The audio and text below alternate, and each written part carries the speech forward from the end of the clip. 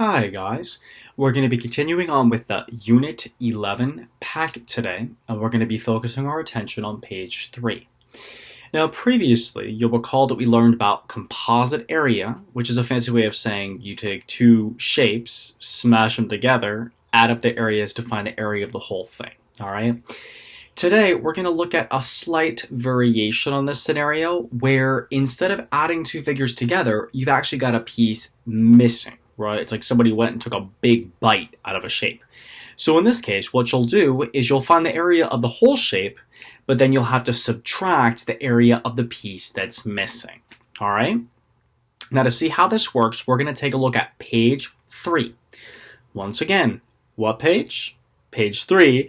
And we're going to take a look first at question number 7. Okay? All right, now number 7 is actually relatively simple.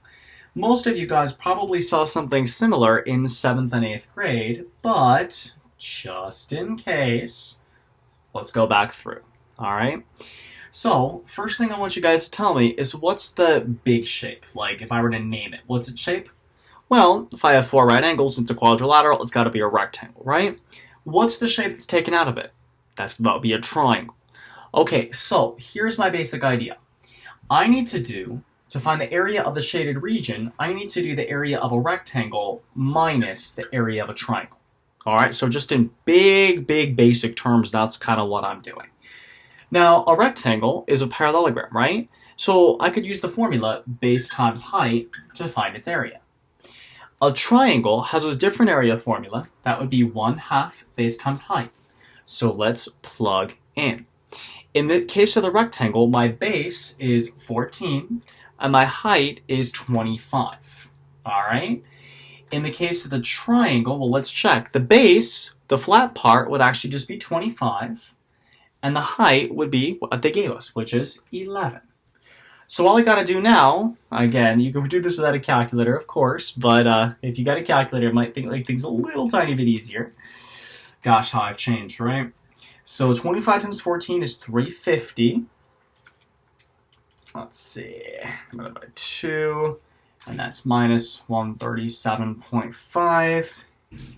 Do some subtraction, and I get my answer is actually exactly 212.5. All right. Remember back when we did area on the coordinate plane, a lot of times your answer would actually be an exact answer, right? Many of these problems, except for the ones dealing with circles, you will have exact answers that you can type in. Okay, so in this case, my area of the shaded figure would be 212.5. Now we're going to take a look at a slightly different example in number 8. Same basic principle. The only difference is it requires us to remember one or two of those circle theorems from last unit. Oh my gosh, circles. We're so done with them, right? No, we're never done with circles. All right, so question number 8 will be the other one we try together. All right. So, in this case, I want you guys to help me out. I want you to tell me the basic shapes that I'm dealing with. What's the whole thing, and what's the small one? Well, the whole thing is a semicircle, and the small one is a triangle. So far, so good, right? So that's 9, that's 21.6. Okay, now a couple things here. Basic idea, I'm going to have to find the area of a semicircle and subtract the area of a triangle, right? Okay, so that's going to mean I have to take half of a circle, so 1/2 pi r squared, and subtract 1/2 base times height. So far, so good. Problem is, I'm missing one key piece of information. I actually don't know my radius. So this is where we need to go back to Unit 10. Guys, this right here, because the vertex is on the circle, is an inscribed angle. Inscribed angles are half of their arcs that they intercept. And if it intercepts a semicircle of 180 degrees, what's half of 180? Well, 90.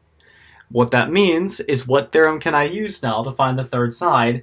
Pythagorean theorem, of course, because Pythagorean theorem comes back to haunt us in every situation imaginable, right? So 21.6 times 21.6, let's see, plus 81, take the square root, and I get that C is 23.4, so this whole thing is 23.4, and the radius would be 11.7. Alright, so now I'm ready to plug in.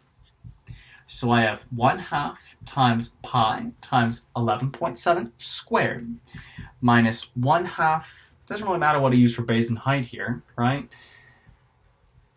of this, and let's do some math.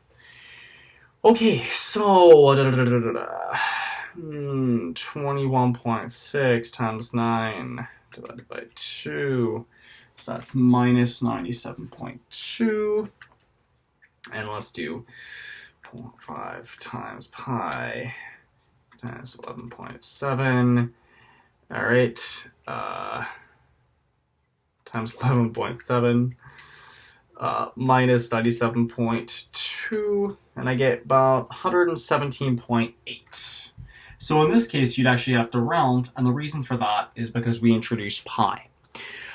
Big idea here is very, very simple. As with other composite shapes, you have to start with the big one, but when you have a piece missing, instead of adding the pieces together, simply subtract instead.